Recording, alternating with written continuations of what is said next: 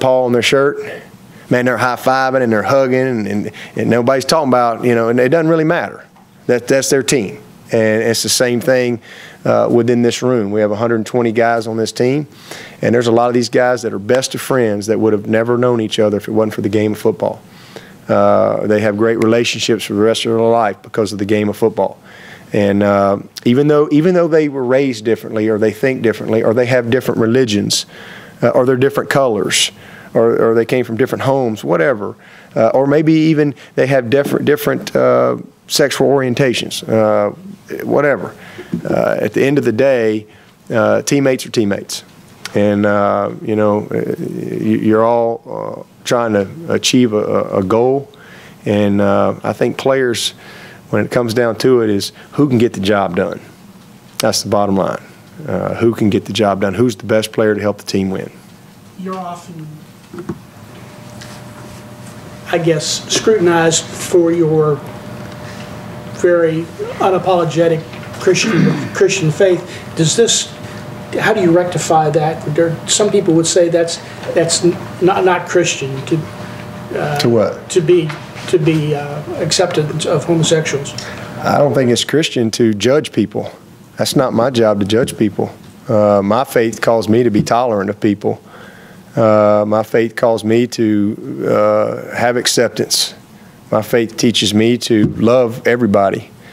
You know, that's my personal. Yeah, I have my personal beliefs, but I got my personal beliefs have nothing to do with me trying to coach the game of football. But you know, I think that you know, we're all here, and we all will meet our Maker one day, if that's what you believe. That's what I believe. You know, it's not my job to sit around and judge people, and I certainly try not to do that. You know, my job is the only judging I do is who I think the best quarterback is, who I think the best running back is, who I think the best D tackle is. You know, that's my job as a football coach, is to be critical, and unfortunately I have to judge. You know, but my faith teaches me that, you know, God isn't a football coach. You know, He's, you know, we're all 5 stars with Him.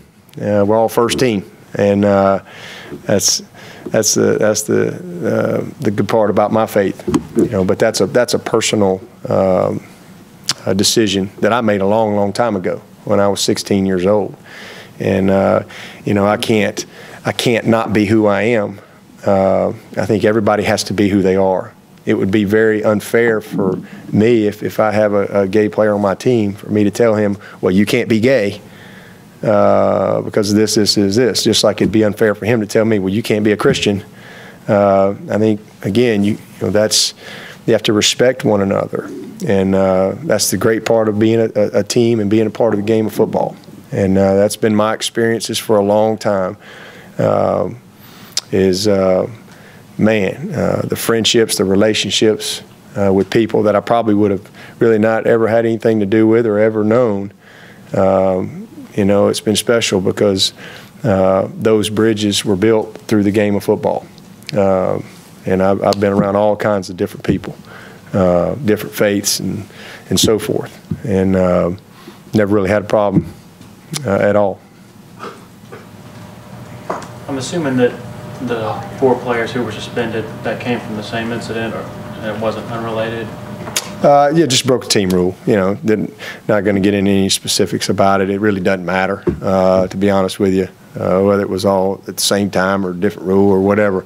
Bottom line is they broke one of our rules, and they're going to miss a game.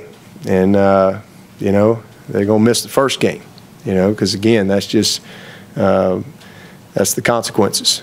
And as I said earlier, it's a huge part of our program here. I mean, because to be quite honest with you, I'd rather lose every game and get fired trying to do it the right way than to win and know that we cut corners or that we didn't have accountability. We're going to do things the right way here at Clemson. I can assure you of that. And you know, from time to time, when you got 120 guys, you're gonna have to deal with some discipline.